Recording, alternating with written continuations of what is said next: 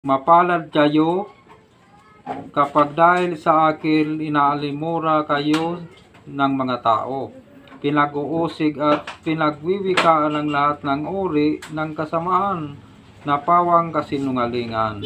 Yun. So, yung mga pinaparatang sa atin ng kapwa, sinabihan ka ng mga mali, kung ano-anong mga sinabi po sa iyo, mapalad ka pala. Diba? Mapalad ka. Pinagtabuyan ka, hindi ka tinanggap, mapalad ka. So yung mga tao na nagtabuyan sa iyo, hindi po sila mapalad. Yan.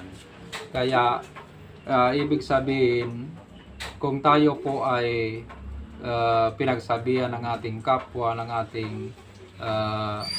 mga kaibigan o ano pa man na taong mahal natin at mga kadugo natin,